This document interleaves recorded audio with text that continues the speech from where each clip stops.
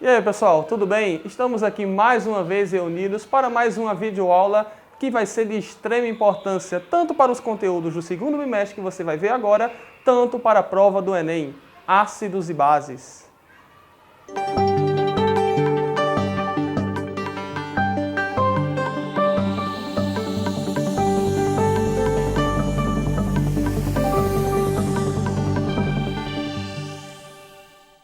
Então, pessoal, no início do estudo das funções inorgânicas estão presentes os ácidos. O que é que a gente começa a saber que proporciona um melhor entendimento do estudo dos ácidos? A primeira definição que a gente fica, pessoal, é com a definição de Arrhenius. A definição de Arrhenius começa a dizer que os ácidos são substâncias moleculares, ou seja, são compostos formados por ligações covalentes. E a característica principal dos ácidos, pessoal, segundo Arrhenius, é que eles vão liberar o quê? Íons H+, em solução aquosa, ou seja, vão liberar cátions H+, em água. Como que nós identificamos essa liberação do H+, em água? Trouxe aqui o exemplo do HCl, o famoso ácido clorídrico. Nota que o HCl aqui está no estado gasoso, ou seja, ele não é um ácido ainda, ele é o cloreto de hidrogênio, ele é uma substância gasosa. Quando ele for imerso em água, ou seja, em solução aquosa, ele vai liberar o cátion H+, e Cl-.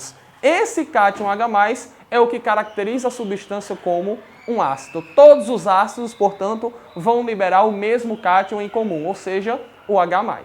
Tranquilo? Então aqui a gente vê alguns exemplos de ácidos que nós temos no cotidiano. As frutas cítricas que nós chamamos, elas contêm o que a gente conhece de ácido cítrico. Portanto, são ácidos porque em solução aquosa liberam H+. E alguns ácidos que são os ácidos presentes na indústria. O ácido clorídrico, que na verdade é o que a gente chama de ácido muriático comercialmente, e o ácido presente na bateria de carro, na solução de bateria de carro, que é o ácido sulfúrico. Então nós podemos ver apenas com esse exemplo, pessoal, que nós temos tantos ácidos que nós podemos consumir no dia a dia, em alimentos, etc., e os ácidos presentes na indústria, presentes comercialmente.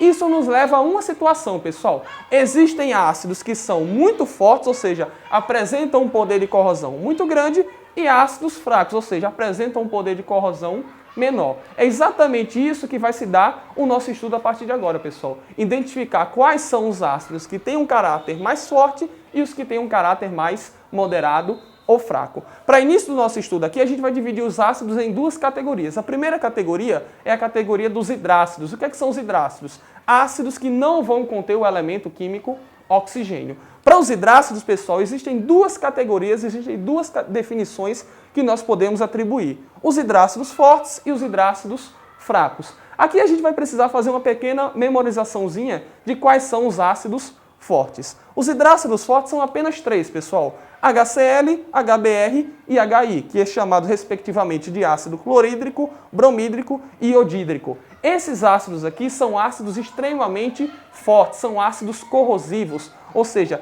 eles têm a propriedade intrínseca de corroer a maioria dos metais que eles encontram pela frente. Os demais, que não se encaixarem nesses três aqui, serão considerados ácidos fracos. Como o quê? Como o ácido fluorídrico, o ácido sulfídrico e o ácido cianídrico. Olha uma pequena observação aqui, pessoal, que o ácido fluorídrico dos fracos, ele é o que apresenta talvez uma maior aplicabilidade. Ele é utilizado, por exemplo, para fazer marcações em vidros. Talvez ele possa ser também, alguns livros consideram, alguns autores consideram, ele como um ácido moderado, beleza? Então, aqui estão a categoria dos hidrácidos em fortes e em fracos. A segunda categoria dos ácidos, pessoal, talvez um pouco mais complexa, é a categoria dos oxiácidos.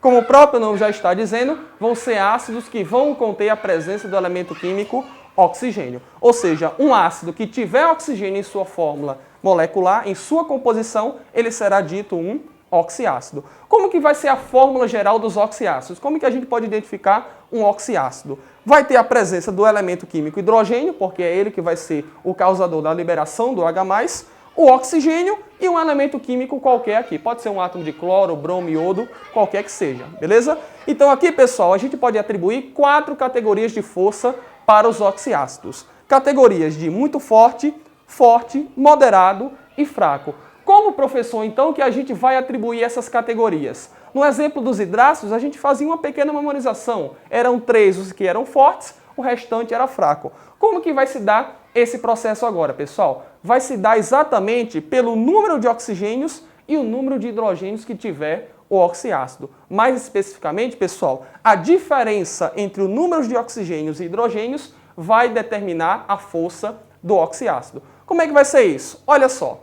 A categoria dos oxiácidos muito fortes, pessoal, apresenta o quê? Uma diferença de oxigênios e hidrogênios igual a 3, ou seja, o número de oxigênios menos o número de hidrogênios é igual a 3. Isso funciona, por exemplo, para o ácido HClO4, que é o chamado ácido perclórico. Se você notar na sua fórmula molecular, ele apresenta 4 oxigênios e 1 hidrogênio. 4 menos 1 dá um total de 3. Portanto, a diferença de oxigênios e hidrogênios é igual a 3. Este oxiácido, é classificado como um oxiácido muito forte. A categoria dos oxiácidos fortes, pessoal, vai ser o quê? Quando a diferença de oxigênios e hidrogênios for igual a 2. Exemplo, o conhecido ácido sulfúrico, presente lá nas baterias de carro. O número de oxigênios é 4, de hidrogênios é 2. Portanto, essa diferença é igual a 2. O oxiácido é classificado como forte. Seguindo essa regra, pessoal, a gente tem o quê? Os oxiácidos moderados, onde a diferença de oxigênios e hidrogênios é igual a 1. Ácido fosfórico, por exemplo, presente nos refrigerantes. O número de oxigênios é 4, hidrogênios é 3. A diferença, então, portanto, é 1. O oxiácido é considerado como moderado. E, por fim, os oxiácidos fracos, onde a diferença de oxigênios e hidrogênios é igual a 0. Ou seja, o número de oxigênios vai ser igual ao número de hidrogênios na fórmula. Um exemplo aqui é o ácido bórico, H3BO3. 3 oxigênios menos 3 hidrogênios dá um total de 0, beleza? Então essa é a regrinha simples que a gente utiliza para determinar a força de oxiácidos. Como toda regra tem a sua exceção, vale salientar aqui a principal exceção desta regra, pessoal, que é o conhecido ácido carbônico, que também está presente nos refrigerantes, na água gasificada. O ácido carbônico, pela regra que a gente acabou de ver, seria considerado o quê? Um ácido moderado. Por quê? O número de oxigênios é 3, o de hidrogênios é 2. Portanto, a diferença seria igual a 1, ele seria um ácido moderado. Porém, quimicamente, o que a gente observa nas suas propriedades é que ele é um ácido extremamente fraco. Ele praticamente não apresenta poder de corrosividade nenhum. Então, essa daqui fica sendo a nossa única exceção na nossa regra dos oxiácidos. Beleza, pessoal?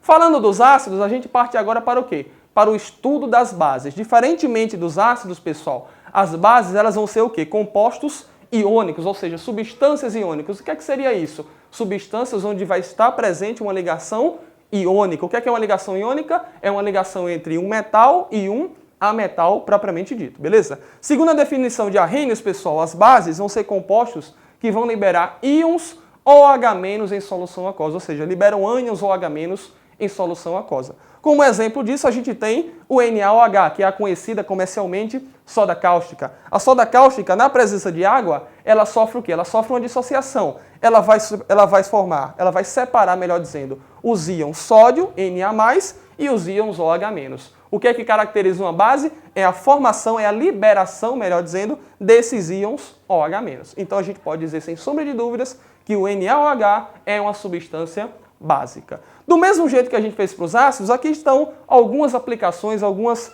contextualizações bem cotidianas das bases, pessoal. As bases estão presentes nessas frutas que a gente pode observar aqui, na banana, no caju. Esse sólido aqui, claro que não é uma fruta, é o que a gente conhece como soda cáustica, a base talvez mais forte de todas. Apresenta, assim como ácidos, um alto poder de corrosividade. Tanto ácidos como bases, pessoal, podem apresentar esse alto poder de corrosividade. Vai depender justamente da sua força, se for forte ou não, beleza? Então aqui a gente vai agora ver o quê? Justamente o que caracteriza uma base muito corrosiva ou não, que é a força das bases. Um processo até mais simples do que a gente viu em ácidos. A gente vai separar aqui as bases em fortes e em fracas. Como que eu vou identificar uma base forte, professor? Vai ser toda a base, toda a hidroxila, todo o grupo OH que estiver ligado a um elemento metal alcalino ou alcalino terroso. O que é que seria isso? Lembra lá na tabela periódica que nós estudamos, pessoal? O grupo 1 e o grupo 2 são justamente os grupos dos metais alcalinos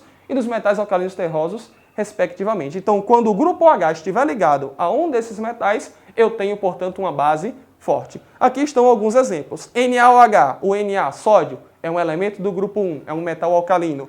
KOH é o hidróxido de potássio. O K, o potássio, é um metal do grupo 1, portanto é um metal alcalino. CaOH2, cálcio, é do grupo 2, portanto metal alcalino terroso. O estrôncio, SrOH2, é um metal do grupo 2, um metal alcalino terroso.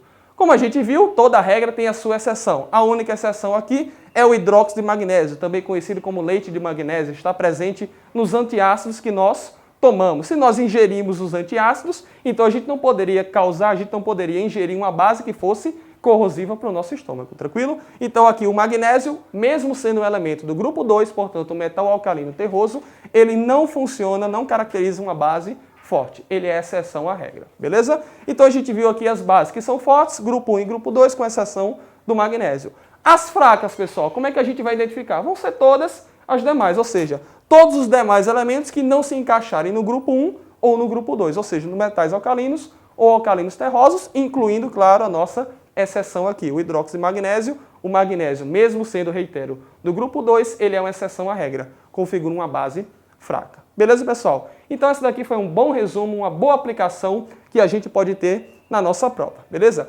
Agora vem uma pequena contextualizaçãozinha de como que essas regras de forte, fraco, moderado, etc., podem cair numa prova, inclusive uma questão do Enem do ano de 2009. Vamos ler. Diz assim: o processo de industrialização tem gerado sérios problemas de ordem ambiental, econômica e social, entre os quais se pode citar a chuva ácida, que é um processo, digamos assim, de impacto ambiental. Os ácidos usualmente presentes em maiores proporções na água da chuva são o H2CO3, formado pela reação do CO2 atmosférico com a água, e os demais que ele vai citar: HNO3, HNO2, H2SO4 e H2SO3. Chamando a atenção para que todos esses aqui são o que, pessoal? São ácidos da categoria oxiácidos, ou seja, são ácidos que têm a presença de oxigênio. Ele continua: esses 4 últimos são formados principalmente a partir da reação da água com os óxidos de nitrogênio e de enxofre, gerados pela queima de combustíveis fósseis. Daí está o problema ambiental que ele cita no texto. A formação de chuva mais ou menos ácida depende não só da concentração do ácido formado, como também do tipo de ácido. Essa pode ser uma informação útil na elaboração de estratégias para minimizar esse problema ambiental. Então a pergunta final: se consideradas concentrações idênticas, quais dos ácidos citados no texto conferem maior acidez às águas das chuvas? Se vai conferir uma acidez maior, significa o quê, pessoal? Ele quer os ácidos mais fortes, ele vai em busca dos ácidos mais fortes. Vamos ver. Na letra A ele cita HNO3 e HNO2. Ora, a diferença do HNO3 de oxigênios e hidrogênios é 2, portanto o oxiácido vai ser forte. Mas o HNO2 não, a diferença aqui é 1, o ácido ele é moderado, então está falso. Ele quer os dois ácidos que sejam fortes ou muito fortes, se for o caso. Na letra B, H2SO4, a diferença aqui de oxigênios e hidrogênios vai dar 2, ok. Mas o H2SO3 não, a diferença dá 1, o oxiácido ele é moderado, está falso. Letra C é a mesma coisa, ó. H2SO3 a gente acabou de ver que ele é moderado e o HNO2 na letra A a gente também viu que ele era moderado, descarto também. Na letra D de dado é justamente a nossa alternativa. Repara, H2SO4, 4 menos 2, 2, o ácido é forte. HNO3, 3 menos 1, 2, o ácido é forte. Então a letra D de dado é a letra que contém o quê? Os dois ácidos que vão conferir maior acidez às águas das chuvas. Por quê? Porque são ambos fortes. Beleza, pessoal? Então essa foi a nossa super aula sobre ácidos e bases, pessoal. Espero que vocês tenham aproveitado para tirar suas dúvidas. E lembre-se, essa e muitas outras aulas estão no nosso site interativo.com.br.